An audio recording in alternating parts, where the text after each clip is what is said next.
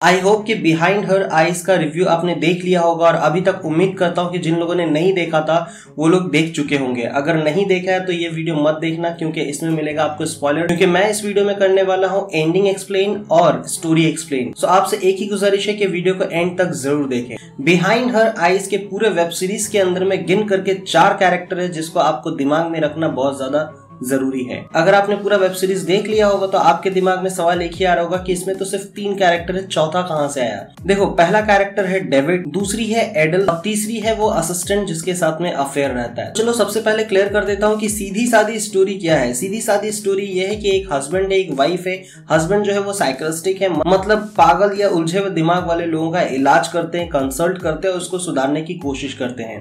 वहीं पे दूसरा कैरेक्टर है उनकी वाइफ, बीवी का जो कैरेक्टर यहाँ पे दिखाया गया है कि वो भी दिमाग से थोड़ी हिली हुई है और उसका इलाज जो है उसका खुद का हस्बैंड कर रहा होता है। अब जो तीसरी कैरेक्टर है, वेब सीरीज के स्टार्टिंग के पहले एपिसोड के पहले ही सीन में दिखाया जाता है कि वो एक मैरिड सिंगल वुमन है जिसके साथ में जो है एक बच्चा है और वो बच्चे के साथ में बहुत ही अच्छे से हंसी खुशी रह रही होती है अपनी पुरानी यादों के साथ में। और उसके बाद से उसका मन करता है कि वो एक ड्रिंक लेने जाए और नजदीक के ही किसी रेस्टोरेंट एंड बार में पहुंचती है। वहां पे जाके टकरा जाती है किससे, डेविड से, और उससे टकराते ही मानो पहले ही नजर में प्यार हो गया। अब कहानी इंग्लिश में है तो आप समझ सकते हो कि वहां के कल्चर के हिसाब से पहली मुलाकात में किस भी हो जाता है, लेकिन खुद को रोकते हैं और फिर अपने अपने घर वापस चले जाते हैं। दूसरे दिन जब वो अपने ऑफिस जाती है तो वहां पे जाके पता चलता है कि उसका बॉस चेंज हो गया और जब नए बॉस को देखती है तो वो हिल जाती है क्योंकि वहां पे कोई और नहीं डेविड होता है और डेविड के साथ उसकी वाइफ होती है। अब इसके आगे कहानी कुछ इस तरह से आगे बढ़ती है कि भाई दोनों के बीच में एक एक्स्ट्रा मैरिटल अफेयर चल पड़ता है, यानी डॉक्टर साहब के साथ में असिस्टेंट का एक अफेयर हो जाता है जो ऑफिस और बाहर दोनों अलग अलग दुनिया दिखाई जाती है। यानी यहाँ पे डेविड को दिखाया जाता है कि वो अपने काम में बहुत ही ज्यादा सीरियस है पर काम के बाद में जो है वो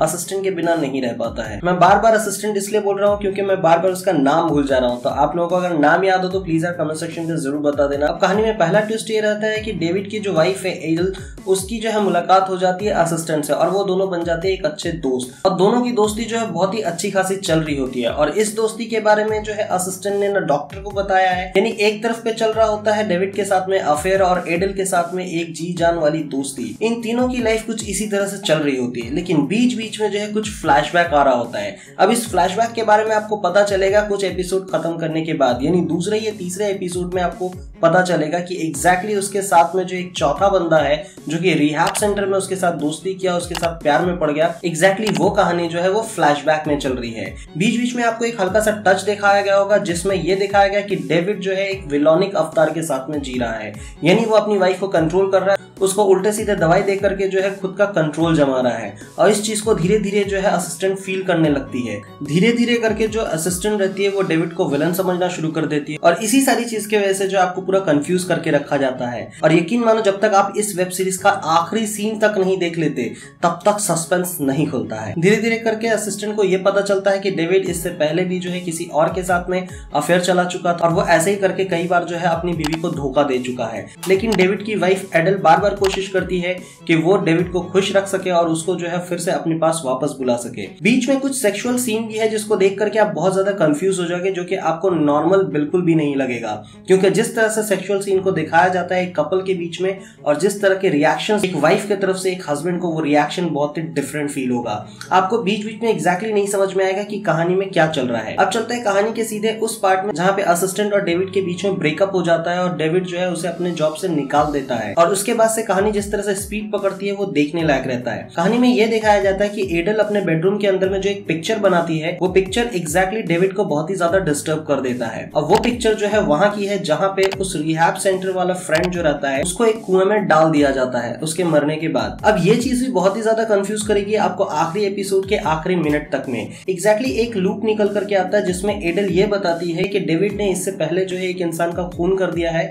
और वो इंसान कोई और नहीं, वो रिहैब वाला फ्रेंड है। अब आता हूँ इस कहानी के मेन उस पॉइंट पे जिसको लेकर के ये पूरा कहानी बनाया गया है। इस पूरे वेब सीरीज के स्टार्ट टू एंड में आप देखोगे कि एक नोटबुक रहता है, उस नोटबुक के अंदर में लिखा हुआ रहता है कि अपने आप को पिंच करो, अपनी उंगलियों को गिनो, दरवाजे को देखो, टाइम देखो और बताओ अपने आप को कि तुम जिंदा हो। इन्हीं सारी चीजों को बार बार दोहराते हुए दिखाया जाता है और इस चीज को जो है एडल फॉलो कर रही होती है और एडल के साथ साथ जो है वो अपनी फ्रेंड उस असिस्टेंट को भी फॉलो करने के लिए कहती है, क्योंकि उसको आते हैं बहुत ही बुरे नाइटमेयर और नाइटमेयर से निकलने का ये तरीका रहता है। इस पूरे प्रोसेस के बीच में एक और चीज बताती है एडल कि अगर तुम इस सब चीज से थक जाओ तो तुम्हें सपने में जो एक दरवाजा दिखेगा और उस दरवाजे से एंटर करने के बाद जो चीज तुम चाहते हो वो चीज तुम देख सकते हो और उसी चीज को देख करके जो असिस्टेंट एंजॉय कर रही होती है। अब आता हूँ सीधा क्लाइमेक्स पे। क्लाइमेक्स यानी आखिरी एपिसोड में आता हूँ। आखिरी एपिसोड में ये दिखाया जाता है कि असिस्टेंट को थोड़ा सा शक होता है कि एडल जो कुछ भी कर रही है वो बहुत ही डिफरेंट है और अभी तक जो विलन वो मान रही थी डेविड को, अचानक से वो विलोनिक अवतार चेंज हो जाता है। किस पे?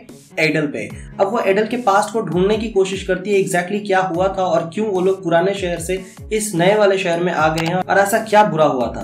जब वो जानने के लिए जाती है तो वहां पता चलता है कि वहां पे जिस लड़की के साथ में एक्स्ट्रा मैरिटल अफेयर का इल्जाम लगा रही थी वहां पे पता चलता है कि ऐसा कुछ भी नहीं था, जबकि उसकी वाइफ यानी एडल खुद एक साइकोपैथ जैसे बिहेव कर रही थी। जो चीज उसने किया नहीं था उसी चीज का इल्जाम लगाया जा रहा था और इस बार जो है असिस्टेंट के ऊपर में कुछ अलग पैतरा आजमाया जाता है। अब याद करो उस प्रोसेस को जब वो कहती है कि जब भी अपने नाइटमेयर को भुलाना और जब भी आप सोने जाते हो तो उस वक्त में जो अपनी उंगलियों को गिनो, अपने आप को चिमटी काटो और खुद को कहो कि तुम जिंदा हो, टाइम देखो, दरवाजे को देखो। जब तुम ये सारी चीजें कर लो तो उस दरवाजे से पार हो सकते हो। एग्जैक्टली उस जगह पे जो है ये अपने सोल को निकाल करके जहां तक चाहे वहां तक दूर तक जा सकती है और उस सोल को यूज करके जो वो कहीं पे भी किसी भी वक्त रियल टाइम पे पहुंच सकती है। यानी वो अपने ही घर पे सोई रहेगी पर उसका सोल जहां जाना चाहता है वहां पहुंच जाता है और पहुंच करके वो सारी चीजें देख रही होती है जो कि वो देखना चाहती है। अब इसी सारे प्रोसेस को यूज करके वो सारे टाइम उन लोगों पे नजर रखती है जब डेविड और उसके असिस्टेंट जो है इंटरकोर्स कर रहे होते हैं या जब जहां पे वो लोग मिल रहे होते हैं, जब वो उससे प्रपोज कर रहा होता है या फिर जब उनके बीच में झगड़ा होता है, उन सभी वक्त में जो है वो इसी तरह से उस पर नजर रखती है और यही चीज एडल जो है असिस्टेंट को भी सिखा देती है। असिस्टेंट इस चीज को पहले नहीं जानती थी लेकिन एंड ऑफ द स्टोरी पहुंचते पहुंचते उसको एहसास होता है कि मैं जो भी चीज देखती हूँ वो रियल टाइम पे चल रहा होता है। अब इसके बाद से जैसे एडल को रियलाइज होता है कि वो उसे विलन समझने लग गई है और डेविड को एक हीरो, तो उस वक्त में जो है अलग चाल चलती है और उस चाल में यही कहती है कि मैं तुम्हारी दोस्त थी, तुमने हर वो काम किया जो तुम्हें करना चाहिए था, एक अच्छे दोस्त होने के नाते मैं वो सारी चीजों के लिए बहुत शर्मिंदा हूँ। ये कह करके जो है उसको लास्ट मैसेज डालती है। जब ये फोन कर रही होती तो फोन पिक नहीं कर रही होती और ये खुद को जो है ड्रग्स का इंजेक्शन लेकर के सो जाती है और असिस्टेंट जब उसी वक्त एडल को कॉल कर रही होती तो उस पर कोई रिस्पॉन्स नहीं मिल रहा होता है। उस वक्त वो 911 पे कॉल करके पहुंच जाती है घर के बाहर और उसके बाद से देखती है कि वो कहीं पे बेहोश पड़ी हुई है। उसे लगता है कि उसने सुसाइड अटेम्प्ट किया है और वो घर के बाहर बैठे बैठे उसी प्रोसेस को दोहराती है जिसमें से एक सोल निकल करके अंदर जा सकता है। बस इसी वक्त में जब वो अंदर जाता है वहां पे हो जाता है एक्सचेंज, यानी सोल का एक्सचेंज हो जाता है वहां पे। यानी एडल बन जाती है असिस्टेंट और असिस्टेंट बन जाती है एडल। और उसके बाद से असिस्टेंट की शक्ल पे जो हंसी आती है भाई वो इतना कड़क लगता है मानो डर लगने लग जाएगा आपको। और उसके बाद से ये पूरी पर्सनालिटी चेंज हो जाती है। दोबारा असिस्टेंट यानी एडल घर के अंदर पहुंचती है और एडल के बॉडी में इंजेक्ट करती है जिसमें असिस्टेंट रहती है। उसे इंजेक्ट करने के बाद घर के बाहर ले आती है, उसके ऐसे छोड़ के चली जाती है। उसके बाद से दिखाया जाता है कि वो डेविड के पास पहुंच जाती है और डेविड के पास पहुंच के बहुत खुश हो जाती है। यानी मॉरल ऑफ द स्टोरी ये रहता है कि एडल कभी भी डेविड को नहीं छोड़ना चाहती है और कोई भी अगर छोड़ने को आए तो वो किसी भी हद तक जा सकती है।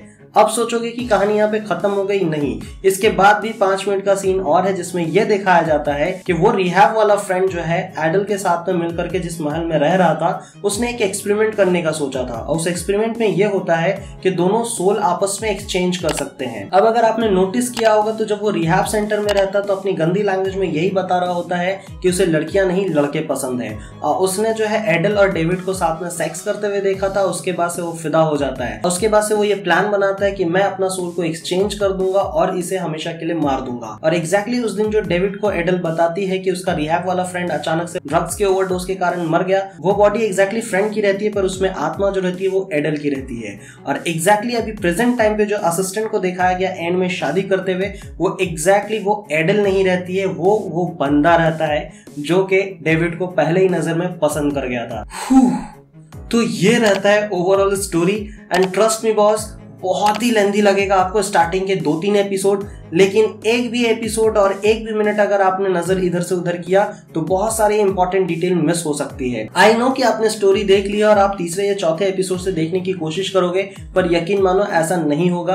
आपको पूरा का पूरा देखना पड़ेगा, तभी आपको मजा आएगा और तभी आपको वो थ्रिल फील होगा। तो psychopath plus suspense plus thrill पूरा मिला करके ओवरऑल एक दमदार सा मिश्रण आपको मिलेगा जिसको देख करके आप बोलोगे कि आपका 6 घंटा बेकार नहीं गया।